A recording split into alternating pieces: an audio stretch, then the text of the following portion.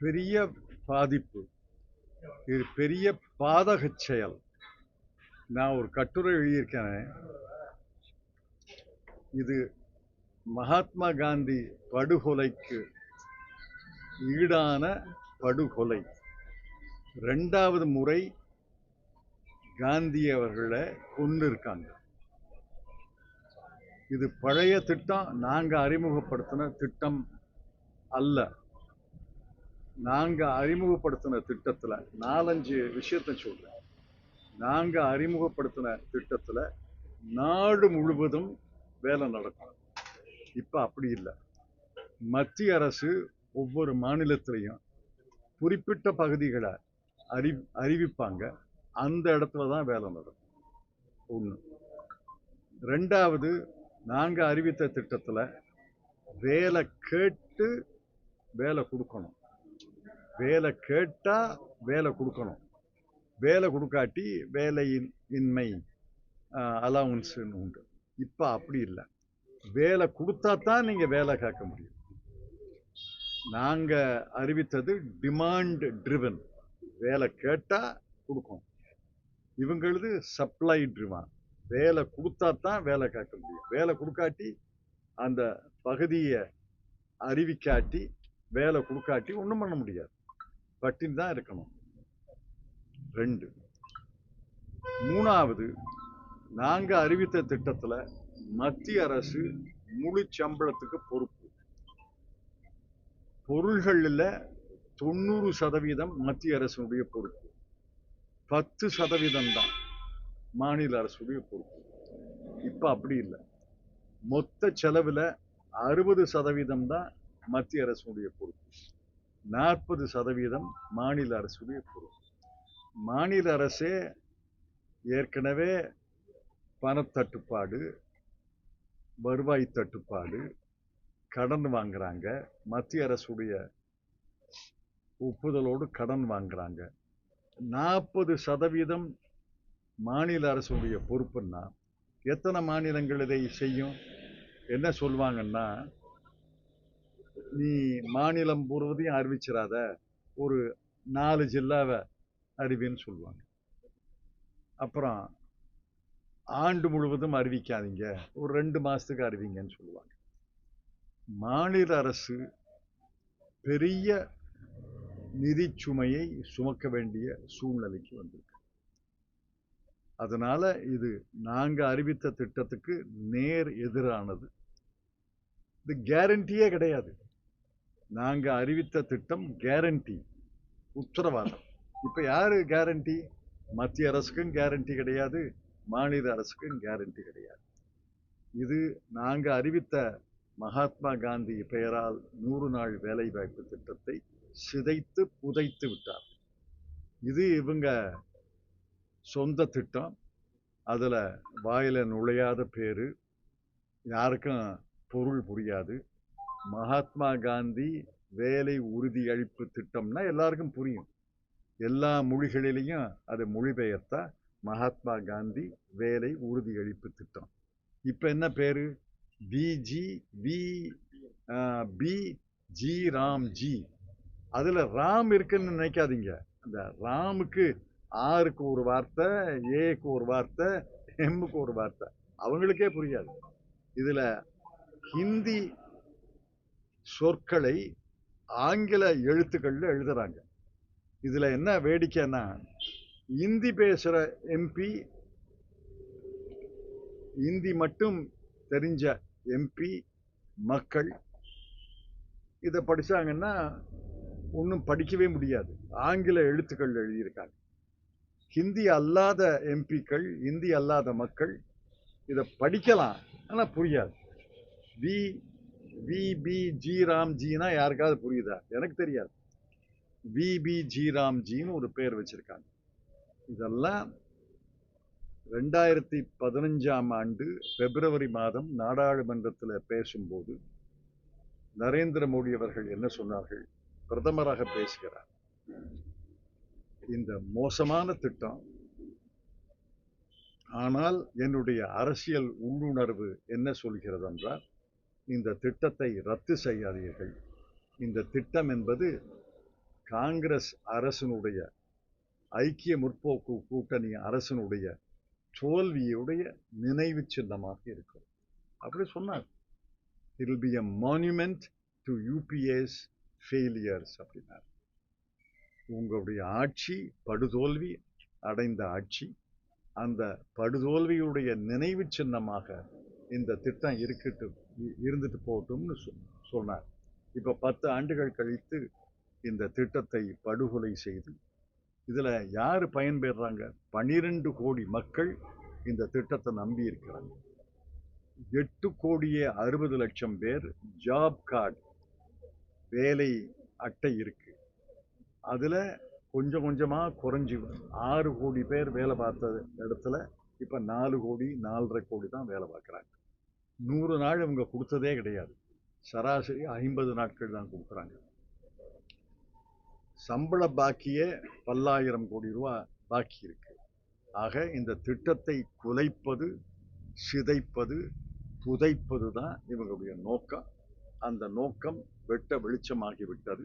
அதற்காகத்தான் போராட்டம், பேட்டி, உரை, தேர்தலில் இது தலையான பிரச்சனையாக இருக்கும்.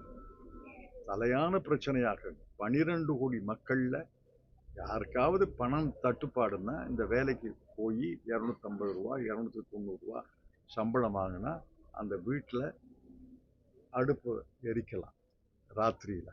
இப்போ பட்டினியாத்தான் படுக்கணும். 120 கோடி பேரும் பட்டினியாக இருக்கணும்னு சொல்லலை. ஆனால் கீழ்மட்டத்தில் இருக்கிற 12 கோடி மக்கள் இந்த திட்டத்தை நம்பி இருந்தாங்க.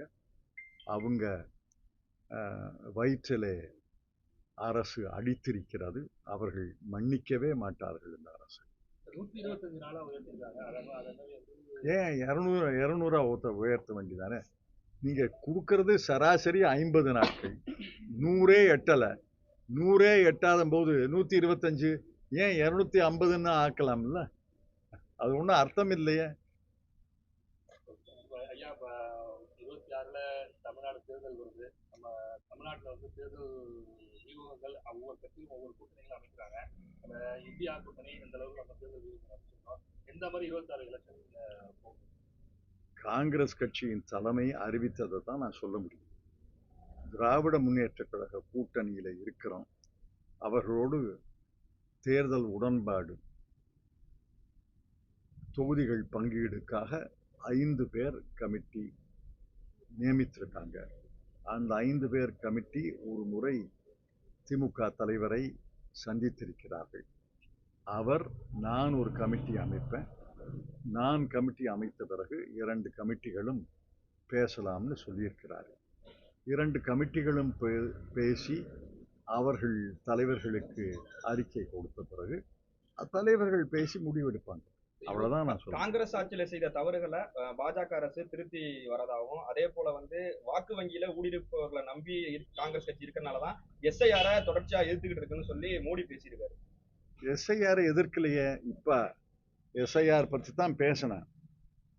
ஒரு ஊர்ல மட்டும் 13 பேர் உயிரோடு இருக்காங்க. அவங்க விடுபட்டு இருக்காங்க. இறந்தவர்களை விட்டுருங்க, இரட்டை பதிவை விட்டுருங்க, முகவரியே இல்லாம இருக்காங்க. உங்களுக்கு எத்தனை பேரை முகவரி இல்லாதவர் தெரியும்? 66,44,881 பேர் தமிழ்நாட்டில் முகவரி இல்லாம இருக்காங்களா? உங்களுக்கு எத்தனை பேரை தெரியும் முகவரி இல்லாதவர்கள்? எனக்கு யாரும் முகவரி இல்லாதவர்களை தெரியாது. அந்த கார்பரேஷன்ல தூய்மை பணியாளர்கள் ஏதோ முகவரியில் இருக்காங்க. முகவரியே இல்லாம 9 பேரு தமிழ்நாட்டில் இருக்கிற 9 பேர்ல ஒரு ஆளுக்கு முகவரியே கிடையாதா? இதை விட ஒரு வேடிக்கையை நான் பார்த்ததே கிடையாது. இப்போ ஒரு ஊரா உதாரணத்தை சொல்றேன். 13 பேர் அந்த வாக்குச்சாவடியில விடுபட்டு இருக்காங்க. அந்த 13 பேரும் உயிரோடு இருக்காங்க, வீட்டில் இருக்கிறாங்க, முகவரி இருக்கு. அந்த 13 பேரையும் குறிச்சு கொண்டு வந்து கொடுத்தாரு தோழர். அவங்கள 13 பேரையும் சேர்க்கறதுக்கு முயற்சி நடந்தது.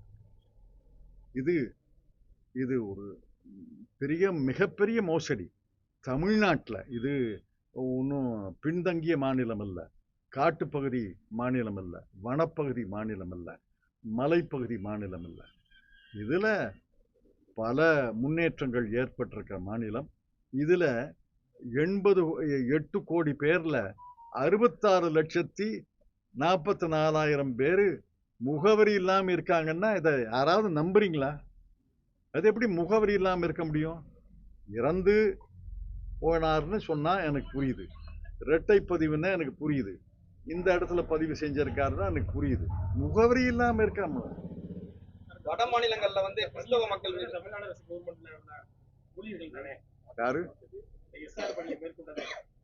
எஸ்ஐஆர் பணியை செய்யும் போது அவர் தமிழ்நாடு அரசினுடைய ஊழியர் அல்ல, அவர் தேர்தல் ஆணையத்தின் ஊழியராக மாறினார். ஒன்று புரிஞ்சுங்க, எஸ்ஐஆர் பணி செய்பவர் தமிழ்நாடு அரசினுடைய ஊழியர் அல்ல. அந்த நாளுக்கு அந்த நேரத்துக்கு அவர் தேர்தல் ஆணையத்தின் ஊழியர். தேர்தல் ஆணையம் அவர் மீது நடவடிக்கை எடுக்கலாம், அவரை பதவியை விட்டு கூட நீக்கலாம். அதனால அவருக்கு தமிழ்நாடு அரசினுடைய ஊழியர்னு நினைக்காதீங்க. வட மாநிலங்கள்ல கிறிஸ்தவ மக்கள் மீதும் இப்ப மாவட்ட ஆட்சித்தலைவர் இருக்கிறார், அவர் தேர்தல் அதிகாரியா பணியாற்றும் போது அவர் தமிழ்நாடு அரசுடைய பணியாளர் அல்ல. வட மாநிலங்கள்ல கிறிஸ்தவ மக்கள் மீதும் கிறிஸ்தவ பொருட்களை விற்பனை செய்தவர்கள் மீதும் தாக்குதல் நடத்தியிருக்காங்க. ஒரு பக்கம் தாக்குதல் நடத்துவாங்க, ஒரு பக்கம் 11 ஆண்டுகள் கழித்து கிறிஸ்துமஸ் பண்டிகையில நரேந்திர மோடி கலந்து கொள்வார். இது என்ன வேடிக்கை? இதெல்லாம் நல்லவேளை மறைந்த நடிகர் திலகம் சிவாஜி கணேசன் அவர் காலத்துல நடிச்சு நடிகர் திலகம்னு பேர் எடுத்தார். இந்த காலத்துல நடிகர் திலகம்னா முதலமைச்சர், பிரதம மந்திரி. அரசியல் அனுபவம் கொண்ட நீங்க இந்த 2026 எலெக்ஷன்ல எப்படி நம்ம பார்க்கலாம்? பல முனை போட்டிகள், 4 முனை போட்டிகள். அதெல்லாம் தேர்தல் வாக்குகள் பதிவான பிறகு, வாக்கு எண்ணிக்கை நடந்த பிறகு பீகாரை போன்று தமிழ்நாட்டிலே நாங்க வெல்வோம்னு சொல்லி அமித்ஷாவோட வியூகம் வந்து எப்படி இருக்கும்? அவர் சொல்லட்டும், அவர் அப்படிதான் சொல்லுவாரு. வேற என்ன சொல்லுவாரு? நாங்க தோப்போம்னா சொல்லுவாரு. ஒரு கட்சியுடைய முக்கிய தலைவர்கள் எங்க கட்சி தோக்கும்னா சொல்லுவாரு. இல்ல விஜய் வருகை திமுக கூட்டணிக்கு சவால் நிறைந்ததா இருக்கு. அதை பத்தி எல்லாம் என்ன கருத்து கேட்காதீங்க. நாங்க தலைமையுடைய அறிவிப்பின்படி திராவிட முன்னேற்ற கழக கூட்டணியில் இருக்கிறோம். அவர்களோ பேச்சுவார்த்தை நடத்துவதற்கு 5 பேர் கமிட்டி அமைத்திருக்கிறார்கள். அந்த கமிட்டி பேசிய பிறகு, அறிக்கை தந்த பிறகு இரு தலைவர்களும் பேசி முடிவெடுப்பாங்க.